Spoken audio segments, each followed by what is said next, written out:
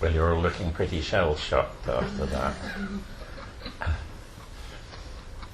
Last week we looked at the whole concept of oneness and non-duality, and just to briefly recap, it was how there's this philosophy or teaching which seems to underpin all the major religious and mystical traditions, and how it's called non-dualism, and how it just implies that everything is part of one whole, there's just one thing. And if you look deeply into your particular tradition or religion, you always find it sort of hidden in the background. In some traditions, like Zen Buddhism and Sufism, it's much more sort of apparent on the surface. But with other traditions, it's more sort of hidden behind the metaphors. So if you look at things like Christianity and Judaism and the Old Testament, even stories like Adam and Eve and the Garden of Eden, is all really about the underlying unified state. And then they eat the tree of the knowledge of good and evil, and they start to experience everything as separate and divided. And then the rest of the Bible is basically all about how to return to that state of non-dualism, where everything is perceived as one thing. If you could close the door, great. Thanks. And even in a word like Allah, which I'm told in Arabic means the not, or the no, or the no thing. So it's like it isn't a thing. Anything which is a thing is something you can look at and observe.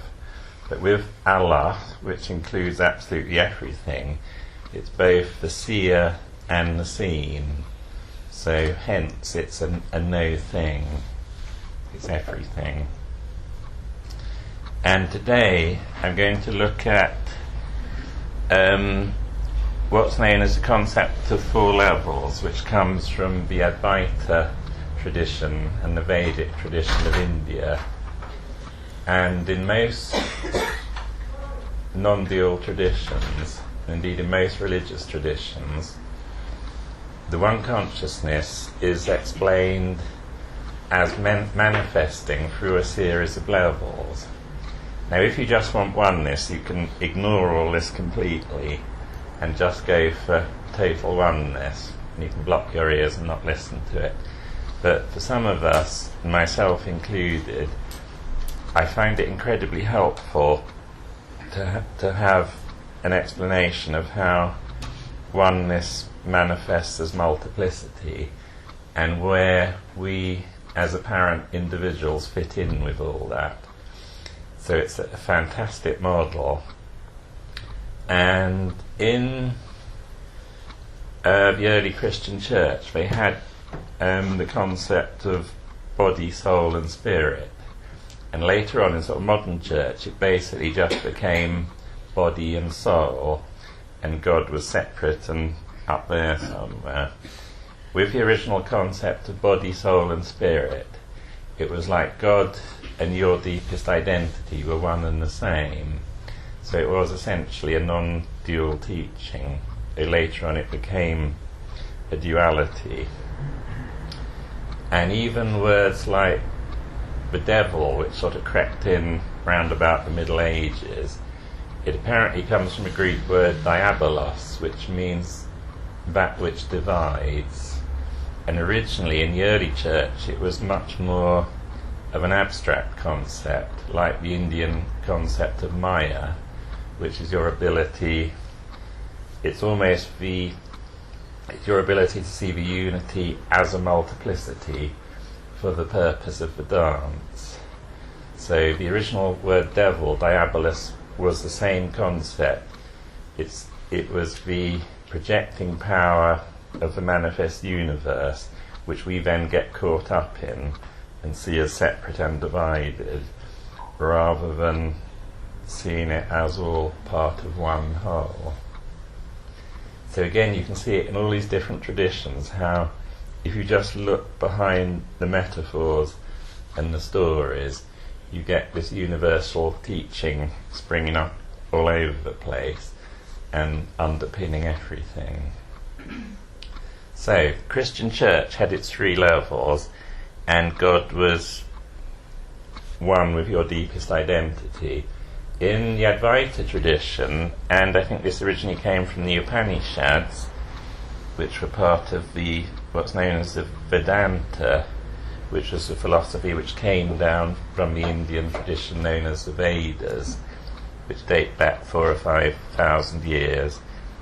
I think the Upanishads are about 2,500 years roughly, over a period of years. And they had this, what I find a wonderful concept of 4 levels. Remember, it's a metaphor, because ultimately there's just oneness, and everything is oneness. But in order to understand oneness, you sometimes have to start with 2-ness and multiplicity. So you always sort of take yourself from where you are, and then any self-respecting teacher will normally speak from 2 points of view. And from the point of view of multiplicity, that's called relative understanding. And from the point of view of oneness, that's called absolute. So you have absolute and relative. And any self-respecting teacher will normally jump between absolute and relative according to the experience of the person they're talking to. So often when you read a teacher's writings or hear them talk, they'll contradict themselves and it will appear paradoxical. But that's normally just because they'll simultaneously often talk from 2 completely contrary points of view. And yet in the non-dual model it all fits together perfectly well. So don't worry about the contradictions. It's just the absolute and relative perspective. And with the 4 levels, it's almost like there's 2 ways of looking at it.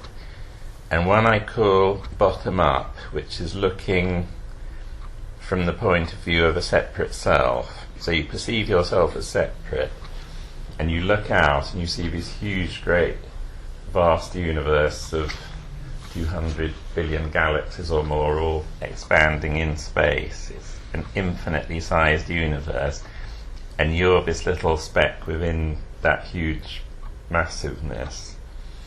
And that's bottom up. Whereas top down is from the point of view of the one consciousness, which you are. So that's the relative perspective, is looking really from the point of view of the illusion of the Maya, of thinking that the world is multiplicity, whereas the absolute perspective is looking from the point of view of oneness. And if you identify with your sense of I amness, rather than the I am something, then you see everything else as that same thing. You see everything else as the great I am. So from the top-down perspective, everything, the whole universe is happening within you. Everything you experience, every sense perception is taking place within your still centre, where your thoughts happen and your feelings happen. So it's taking place within the still presence. That is yourself. And it's not a question of changing anything other than your point of view. The American philosopher Ken Wilber said, "The other world is this world rightly seen." So nothing changes, there's no change of state. You just suddenly say, aha, and you see things as they already are, not as you may have projected onto them what you think they are. So going back to 4 levels, I'm going to explain them one by one, and they're devastatingly simple. And I'll start with the bottom, and you can take this from either on an individual scale or a universal scale. So you can take it as your individual person, or you can take it as a whole universe. And so it starts off, smallest is physical. And just one other thing, this is going to relate very much to the Macabre and the different salams when I come to explain them in a week or two. So starting smallest level is what's called physical, and that on the individual scale is just physical body. So that's flesh and bones. It's sort of this, and it sort of starts down there and it sort of ends up here, and everything outside of it is external and other, and it can all be weighed and measured by science. And as you go through life, it changes quite rapidly, because when you're 4 years old you're only sort of about that big, and then you sort of gradually expand, later on bits fall off, and it just goes on, it changes so rapidly all the time. And yet for some people that's the whole centre of identity. So if you ask someone, who are you, they'll say, I'm this, I'm flesh and bones, and all my thoughts and feelings are a result of brain function, and that's the end of it. And that normally equates in states of consciousness with the ordinary daytime waking state. But if you're very observant, you'll notice that there's a world which can't be seen, which is your psyche, which in this terminology is called subtle level. So the physical level is said to be contained within the subtle level, or the psyche. And the psyche is your thoughts and your feelings and your desires and your emotions. So it's what goes on within your psyche. It can't physically be weighed and measured. What is in your psyche will be reflected in your physical body and in your body language. So if, for instance, you're very angry at the subtle level, then you'll sort of be red and a bit shaking down here. And so whatever's in your subtle body, or if you're blissfully happy, again it will show in your physical body. So that's psyche. And it also equates in states of consciousness with sleep with dreams. So when you go to bed, you go into a sleep which is known as rapid eye movement sleep, because there's a lot of activity going on and you're having dreams, and that makes your eyelids flicker. You can always tell if a dog's dreaming, because its sort of eyelids are flickering, then its tail starts twitching. And in the subtle world, in the dream world, you create these whole great big scenarios. So you create in sleep at night. Some dreams are amazing, and it's almost like you've got an inner playwright who can write these amazing scripts, and you create this whole world, and you have yourself as an actor within that subtle world. So that's sleep with dreams, subtle world, psychology. And both of those I've linked into the I am something identity from what we talked about last week. So for some people, identity, if you say who am I, identity starts with what's known as the mind-body mechanism. In Zen they often refer to it as mind-body. And again, most people in life, that is the sense of self. That's the sense of what you might call your ego or your ego. And the word ego or ego just is Latin for I. So I, your sense of I, is like a spectrum of consciousness, and it can go back and back in depth. So when you're thinking and feeling, so you have this physical body, and you have this psyche, thinking and feeling, which is aware of your physical body. And then, if you're observant, you'll notice behind your thinking and feeling there's an awareness that you're thinking and you're feeling. There's a still presence which is aware that you're thinking and feeling. And whereas thinking and feeling is full of judgment, the awareness of a still presence behind it never judges. So you can be the most terrible, nasty person down here, and the awareness behind it just witnesses without judgment. Or you can be blissfully kind down here, and still the awareness behind it doesn't judge, it just witnesses.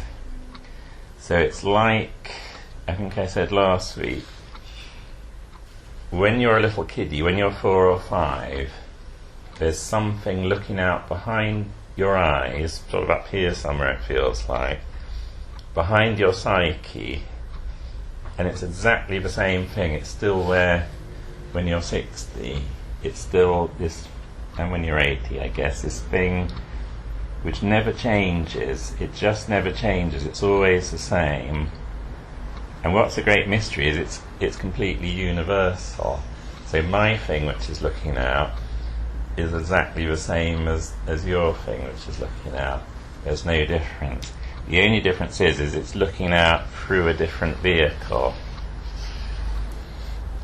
So it's like, for the purposes of manifestation in the great drama, there's a vehicle through which consciousness looks out, and the vehicle is full of variety and colour, and that's what makes the dance so interesting, because we're all so different. If there was nothing here, no local colour, then we'd all think the same and life would be very drab. But the fact we're all so different, that's what makes us fall in love with each other and fight each other, and the drama goes on. So causal level, I'm just going to subdivide that, in the Advaita tradition, has 2 parts to it. And one part, I usually use the term blueprint. So it's like all your life talents are sort of enfolded in it, a little bit like a wound up movie film. So all your potential and all your talents and all the things which are going to happen to you are all in there in potential. And it's like the light of consciousness shines through that, and it's manifested in your psyche and in your physical body and your actions. So it's almost, it has different names. In Indian philosophy they call it samskar or samskara. So it's sort of like, it's sometimes called essence. It's like your nature at a deep level, but it's still individual. It's not the one, it's not the pure undifferentiated oneness. And when you meet people, you sometimes say so-and-so has a lovely nature, or when you meet someone else and say so-and-so has a bit of a not such a lovely nature. So it's like, in Helen's discipline, which is craniosacral therapy, they call it your fulcrum, basically. There's something, in Ouspensky's teaching, they called it chief feature. So it's like something very pivotal, still at an individual level, which the light of consciousness shines through, and there's nothing good or bad about it. It's just like the film of your particular manifestation in the great movie. So that's samskara, causal level. And the other side of it is like the reflection of the great oneness, and that's the great stillness of deep sleep. So you've got sleep with dreams, when these images are appearing. Then at a certain point at night you transcend the images and you go into total timelessness. So there's no time and there's no experience, there's no experiencer. So it's like when you go to bed and you fall asleep, often you go into a dream world, and then boom, suddenly the next minute you're awake again, and it's 8 o'clock in the morning, and it's like no time has passed at all, because there is no time there. Even science shows that time is dependent on space and matter. So you move away from space and matter and it's total timelessness. And that's also the great stillness. It's the great stillness of your true nature, and it's the great stillness in deep meditation, or when you transcend, when you're turning. So it's like a place of no place. So I've equated it with the I am nothing of the diagram, because there's absolute, it's like, again, the Buddhists call it sunyata, or voidness. So it's like there's nothing there at all. And when you're in a life trauma, the most wonderful place to be is to be in deep sleep. It's just fantastic, because there's no trauma at all. And then you suddenly wake up in the morning, and for a moment or two you're in total stillness, and then suddenly you remember your trauma, and it all comes rushing back again, and you think, if only I was still in the place of total no trauma. So that's causal level in a nutshell. And behind that is what they call the divine level. And the divine level you might call the ground of all being. So it's like when you go inwards, you feel something at first which feels like a presence, and some people call it presence, some people call it being. It has different names. In Advaita it's called Atman, and it's like there's something totally still, and it's looking out, and it's not judging or commenting. And as I mentioned last week, some people sort of stop there and say that's the end of the journey, but there's still a subtle subject and object duality. So there's still you in deep stillness, looking out on a manifest universe. What happens at a certain point is you notice again that it isn't out there. Everything you're experiencing is actually taking place within here. So from this perspective, there isn't a vast universe of 200 billion galaxies all expanding in space. It's all taking place within that still centre, and everyone else is also a part of that still centre. So that's like the complete non-dualism. And in the near-death experience, which I read and listen to quite a lot of them, and I've had one of my own, and people, when they die, they often find themselves that their identity is like a spectrum of consciousness, because often at first they find themselves outside their body, looking down at the doctors attempting to resuscitate it, and then it's almost like sort of, in Advaita they use the metaphor of a bottle of water in the Ganges, and suddenly the bottle breaks and the water goes back into the Ganges. So in the after-death state, by all accounts, it's like you exist simultaneously as the whole spectrum. So it's like at one level you're this separate individual, meeting your relatives and other people, and then at a certain point it's like you go deeper back in the causal chain, and you find that everything, the whole universe which had seemed outside you, suddenly appears as inside you.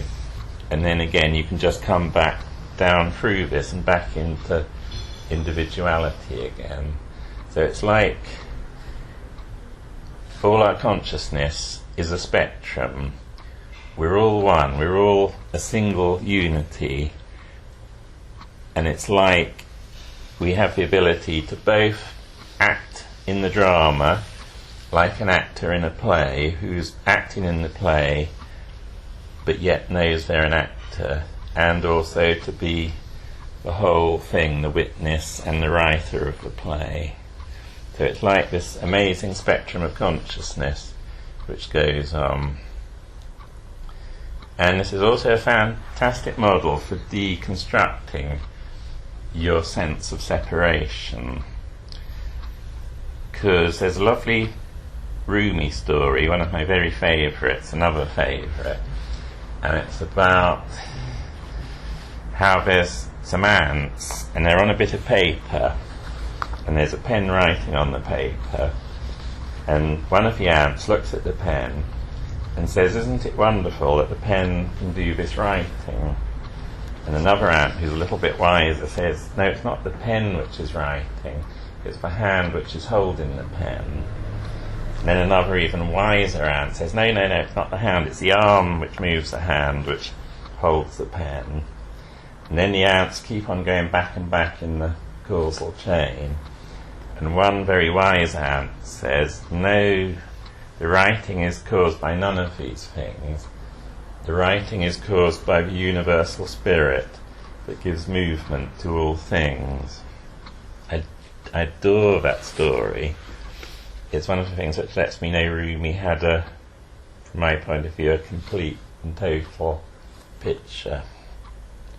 So, being the ant, it's like if you, in the causal chain, if you stop here and say I'm a physical body, or even I'm a physical body and a psyche and I can do all these wonderful things, then you're being like the ant who said that the hand or the pen was doing the writing.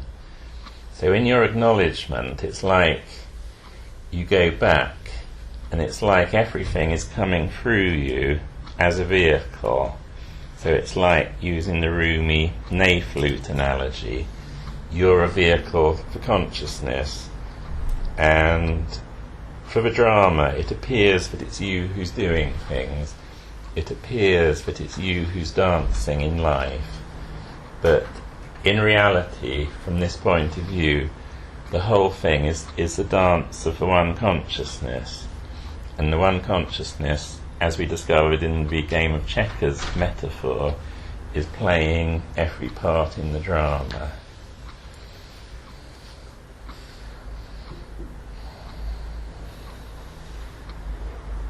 So there's a bit to be getting on with. There's a bit, quote Helen read you, I think last week, from Rumi, and it was a Coleman Barks translation of Rumi, and he writes, "This we have now is not imagination. This is not grief or joy, not a judging state or an elation or sadness. Those come and go. This is the presence that doesn't."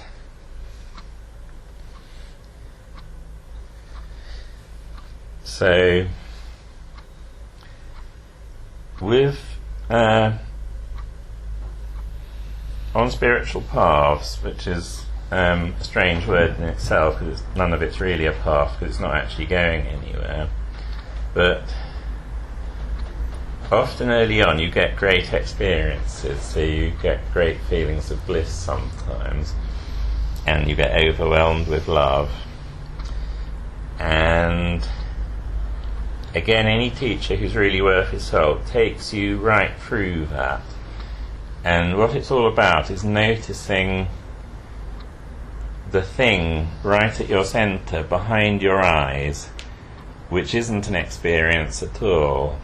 Anything which is an experience, the great bliss will come and go, and it's wonderful. You'll have the most blissful macabre sometimes, believe me. You will. And for days afterwards you'll just be so full of happiness. But then eventually that fades, and then maybe the next macabre you'll have a tough time, and the one after that you might have another totally blissful one again. It's sort of, you can never anticipate it or expect it. But what you start to notice is, behind all the changing states, is something which doesn't change, and it's so everyday and ordinary. It's not, as Rumi puts, it's not an elation or a sadness, not a judging state. There's just something behind everything. It's difficult to describe, but it's the very thing which at this moment in every one of you is listening to me, and it's the thing in me which is doing the talking, and it's just this pure awareness which never changes. So the whole thing really is about noticing that that is your true identity. Now, for the drama, you have to play these particular roles. As Claire, you'll know, as an actress, you take a part and you play it very fully. And sometimes you get totally absorbed in the role that you're playing. But normally, to be a really good actor or actress, there's a part of you which is separate from the role that knows that you're acting. And it's the same with us in the great movie. Go into it absolutely fully, enjoy the movie fully, dance it fully, but a part of you in the background will be aware that it is all still a play. And part of you, however traumatic this gets, and it does get very traumatic sometimes, a part of you is fine, is completely alright, is almost untouched by it. And that's the part which just quietly observes and witnesses. And the other thing I've noticed after a lovely macabre is it's like that stillness is just so strong. I think probably this bit gets, by the strenuousness of a particular method, this gets quietened right down, and you just become aware of this great stillness, which is your true nature. And then, when you go out into life, at the end of the ceremony, there's a bit that indicates you going back into life with the great secret. Then you dance your dance in life, whatever it may be, with an awareness of this great stillness, which is your true nature. And then you also treat other people as yourself, because you've realised that other people are yourself. Hence why the dervishes bow across the skin at each other, because they're seeing God in the other person. So in Buddhism, that process of the inflow is called wisdom, and the outflow is called compassion. So in Tibetan Buddhism in particular, they're very strong on this two-thing, wisdom and compassion. And wisdom is using the discriminative mind to go back to the source of consciousness, and compassion is the outflow from the one consciousness into the world of multiplicity, with the knowledge that we're all the same. We're all part of the same consciousness.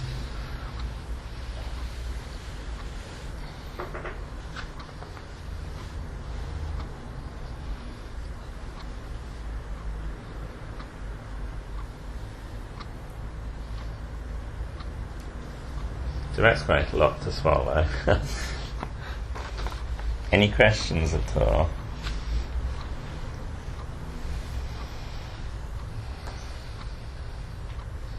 Just have one question. If I wanted to read more on the wisdom and the compassion, what would I look up? You could always Google wisdom and compassion. Is in the process there? I've never heard it in that process before. I'm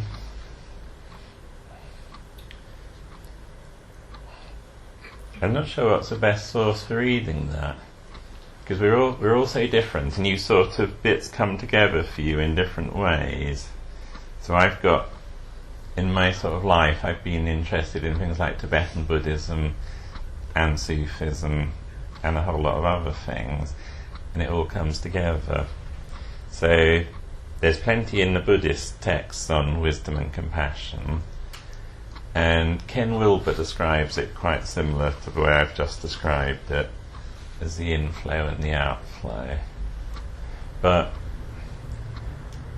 what happens, I don't know how it works, but when you're a creative artist and you create all these different things, say you're working with images, all these different images in your subconscious come together suddenly, and this work of art gets created. And it's just the same with dancing in life and philosophy.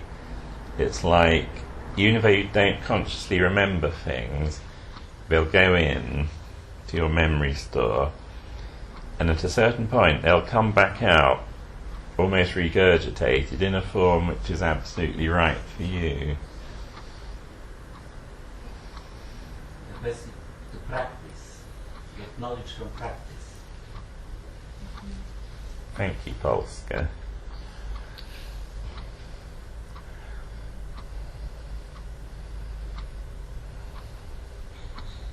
If I think of a good wisdom and compassion book, I'll let you know. But most people are saying the same thing, but everyone sort of says it in different ways. So people use different metaphors for saying the same thing. Excuse me, Sadi, which was one of the Sufis around Maulana's time, says the human being is part of the different part of the same body, and in the existence they are from the same quality of like a substance. I think when you have the wisdom of knowing that we are all one, a part of the same thing, then compassion comes, because if one hurts, it's like you're hurting.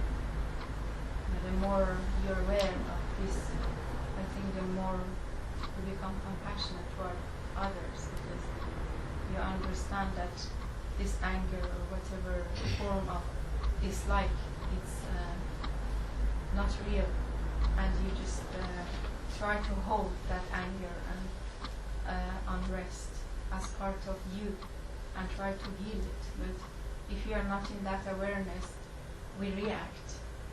It's the T. Karina gave me, act, not react. It's just the true nature of the action comes out when we do it out of wisdom and awareness. That's really good, thank you.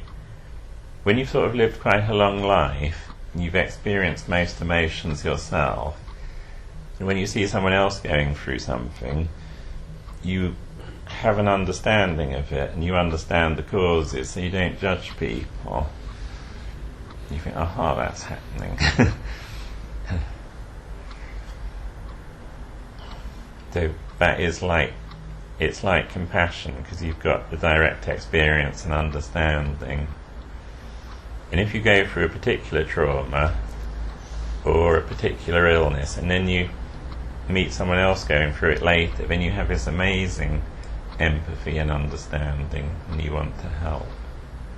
So it's like we all have these different life experiences, and then there are all these different ways which are presented for us to help our fellows based on our own experience. And because it's such a brilliantly composed drama, not one person is going to appeal to everybody. We all find different people who appeal to us and help us, which is so lovely it's arranged like that. Any more? Mind, mind. Is mind going just through physical and subtle bodies? Mind? Mind as such, yeah. The word mind has lots of different meanings. In Buddhism, mind with a capital M, they call it nature mind, and that's your true nature, which doesn't change and is universal. And then just you think of something like your thinking mind takes place in the psyche. If you want to dissect it, then it's in the physical. If you want to do anatomy, then it's down in the physical body. As experienced as thought and sensation and feeling, it's in the subtle body. But mind with a big M is up here. So it's like a spectrum. But the whole point of this is, it's not that you're trying to get anywhere. It's just levels of mistaken identity as to what you call I. In Sanskrit, they have a term aham, which means I, and then they have another term which is ahamkar, and car, as you know, means vehicle, because you have a motor car, which is a vehicle for a motor, and an ahamkar is a vehicle for your sense of I. So your sense of I can be very narrow if you just say, I'm just physical body, or I'm just physical body and subtle body. And then life will be tough, because it's you as a separate entity trying to manipulate an external world.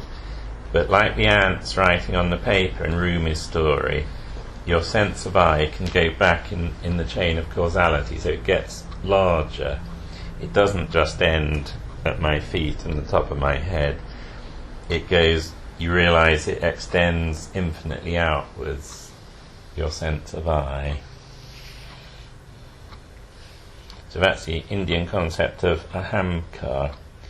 And another Indian concept, going back to wisdom, is they have a word called viveka, which translates as discriminative wisdom. And in Buddhism they call it prajna. And that's the ability of the discriminative mind to see behind the world of appearances. So it's the word intelligence comes from a word intellegio, which means between the lines. So being intelligent isn't the ability to memorize thousands of different facts. It's like with viveka, it's the ability to see behind the world of appearances. So it's like we mentioned with the concept of maya or illusion. It's the ability to use your discriminative mind to get behind phenomena and go backwards like the wise ant. So don't stop with the hand or the arm. Go right back in the causal process. There's another favourite Rumi quote, if I can find that. Absolute favourite, this one.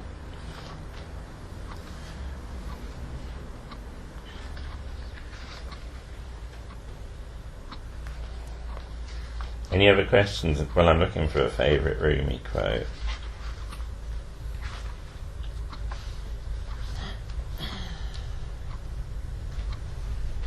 I have a question. It's not specifically about what you're teaching here. Yeah. When we're doing the turning and we have that one hand which is got a pinch of salt, it occurred to me that I don't think I've ever asked the question, why salt? Were you there when I read the story of the salt and the olives? Yes. And the cooking and the cleaning? Yeah. So we're just cleaning up. I mean, I thought that here we're giving something to humanity, or giving something to the as a message. it doesn't have to be salt. It's just when we take the salt originally and we kiss it and then we sprinkle it on the nail, we're just creating an awareness and thanking God for everything, because God is in everything.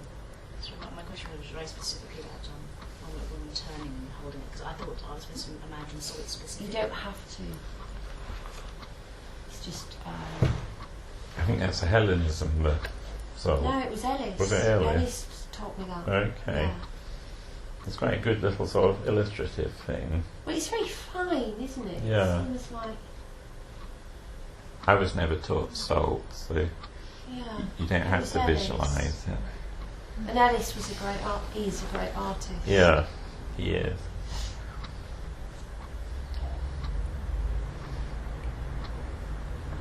I'm not sure I'm going to find this today. Was it Olive? It was... No, it wasn't Ali. It was another one, my second favourite one. I should have done an index for this book.